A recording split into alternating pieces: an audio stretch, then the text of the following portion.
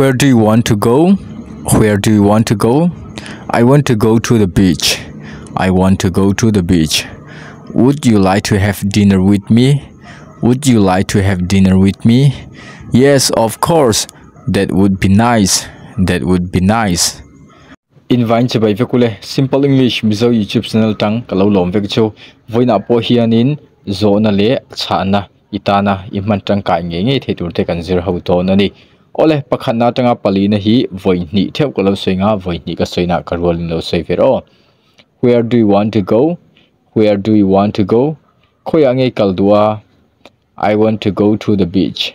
I want to go to the beach. Beach ka kaldu beach ti omje chunge ri chon tu fin det kam kamo. Number pathumna, would you like to have dinner with me?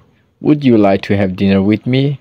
Kay manin zandia I ai payem emo zandia ai du nila ti de pon kan soi thaini. Ti chonin ipai ni chon yes of course. That would be nice. Yes of course. That would be nice ti mai tur ani. Ole tuna chuanin pakhana tanga bali na hi mizo phat kalo soinga English party nang man lo soi do khoyange kaldua ani chuanin bicha ka kaldu ani chuanin keimanen zandia ai payem emo zandia ai dunila ani chuanin te reng mai athaviawang ani chuanin sei thalhe mai ole tuna chuanin Zawhna pakhatna le pathum nei kalo soinga pani na le pali na hi nang malo soi ro. Where do you want to go? Would you like to have dinner with me? Very good. Tuna chuanin number pakhatna le pathum na so nei soila kaiman a Chhanna kalo soi don ani soi ro le number pakhatna. I want to go to the beach. Pathum na soi ro le. Yes, of course. That would be nice. Okay, very good. Eta hianin hai number pathumna WOULD hi wool anilo a pronunciation chu would ti tur ani ti chuanin number palina po that wool nilovin that would be nice ti tur ani hrethiamem tuna imu mek pangana tanga pari na hi voini theu kalo soinga voini ka soina karolin lo soi tumroi manem. Could we have breakfast together one day? Could we have breakfast together one day? Omjeju nikhat khata tuk thuan kan ai dun thaingem ti na ani mai ni. Number puruna with pleasure, with pleasure. Ka phur zong takalom emo ka chak zong takalom ti na ani mai ni. Pasarina, are you free tomorrow? Are you free tomorrow? Naktuk imanem. Number purina, yes I am. Yes I am. O kaman ti mai tur ani. Ole I will say mizo part, please say English part, okay? Nikhat khata tuk thuan kan ai dun thai nge mani chuanin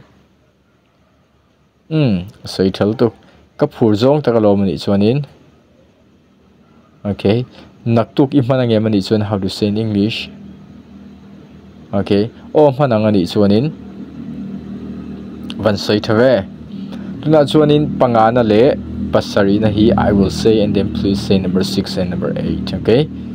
Could we have breakfast together one day? Say tell to.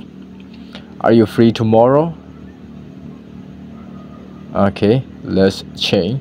Please say number 5 and number 7. I will say number 6 and 8, okay? 1, 2, 3, go. With pleasure. Yes, I am. Iman law ni chuanin. Yes, I am titolavin. No, I am not. Ti mai tur ani. Rethem. Ola tu chuan image ching la ka du ber pakhat kan so tang cho. Are you ready? Okay. Naktu gi manang yam ni chuan how to say in English. Van sai tha. Hiam la mai turu khop mai. Kanzir chun zom le main he ka YouTube channel hi ila subscribe thilon chen khoi takin milo subscribe sakla ti chuanin he video hi tha iti zong te chuanin milo like sakla ti chuan comment na lama yes milo ti sak tu chen ka som tak se cheni ole pakwana tanga som pani na hi voini theu ka lo swing ti chuanin voini ka soina ka rolin lo se tum beroi manem. What are you planning for after work? What are you planning for after work? Omje chu in haban huna engei ti tuma ti na ani mai ni number somna I'm going shopping with my friends. I'm going shopping with my friends. Omje chu ka thian tenen bazar kan tuma ti na ani mai ni som pakhana what is your favorite color? What is your favorite color? Omje chu engei rong tu ber ti na ani mai ni ta hian som pani nang hianin he zo na hi kan chang thei ni I like blue. I like blue. Omje chu rong pol ka du ti na ani mai ni chuanin ka video lo post out te khong takin in lo dong dot po ani mai theya ti chuanin a thei ram chun ka YouTube a hemlo en saka ti chun ads te omni chuanin khang te ka YouTube in kan ha man min pek na nia melo en sak ve thin tur chen ka som tak se cheni ole tu chuanin I will say mizo part, please say English part, okay? In a ban huna engei ti tuma ni chuan engting e sap tong in kan soyang. Very good. Ka thian te nem bazar kan tuma ni chuanin okay engei rong tu ber ni chuanin how to say in English, okay rong pol ka du ani chuanin very good ole chuan pakuan le som pakhat na hi keiman ka lo soinga ti chuanin som na le som pani na nang man lo soi le roi manem what are you planning for after work? Okay, very good. What is your favorite color? Very good. Okay, let's change. You will say number 9 and number 11. I will say 10 and 12. Okay, let's go. I'm going shopping with my friends. I like blue. Ta hianin som pakhana zo na hi my favorite color is blue. Ti the point kan soi thai ni ma se mi native ho chuani zo na ang chia chia hemi an chan lo chang po hi om ve thi ni chuwang chuan I like blue poi kan mang thea my favorite color is blue ti the point kan soi thei tho ni ole tuna chuanin number pakona le number pakona tanga som pani thleng hi keiman ka du ber pakhat ka lo zo dang cho ma se khongain i mit ching turin ka som du cheni mit ching ro le manem itna ban huna engei ti tuma ni chuanin engting e sap tongan soyang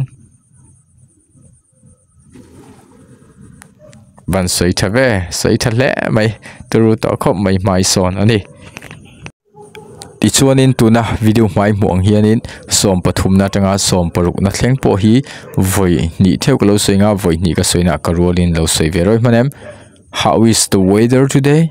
How is the weather today? Omje chunge ti chuanin vo in ni khwa athaim ti na ani mai ni som palina ang hianin kan chang thai ni he zo nei it is sunny and warm.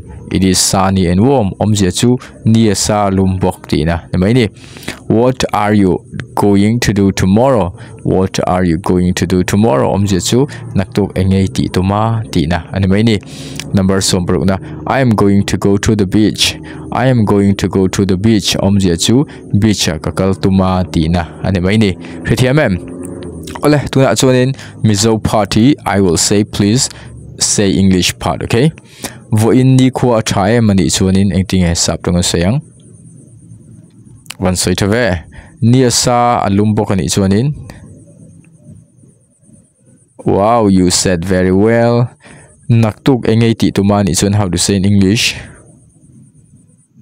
okay ni chuanin bicha ka kal tuma ni chuanin how to say in English, very good ole tuna chuanin som pathum na le som panga na hi Zawhna ani keiman ka lo soinga ti chuanin som pali na le som paruk na hi nangman lo soi roi manem how is the weather today? How is the weather today?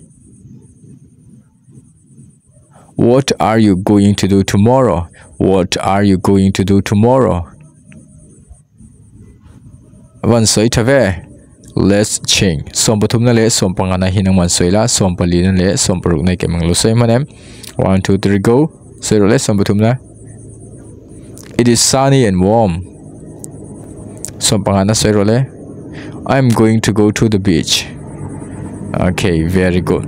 Ole tuna chuanin imi ching la ka du ber pakhat kan zo tang cho hardap ka zo tang cho ma se I thiam nge tur ani don ani midang ta chun har mai thai itan chun ol thawang mi ching tem okay ani chuanin vo in ni khwa thai mani chuaning tinge sap tong sayang heu fan turu to fe turu le mai he ka YouTube channel hi try ti zong te chun khoi takin min lo subscribe sakla min lo share sang nge dur chen ka som tak che cheni ti chuanin video thatak tak te kalo post zel i du ni chun comment lama yes tin lo comment nge dur chen ka som che ti chun i share du ang chi de po comment lama Zawhna iron siam thai ani ti chuanin keiman ka man huna le arem chan huna lo chang dum cheni ole next video kan hule duna bye bye.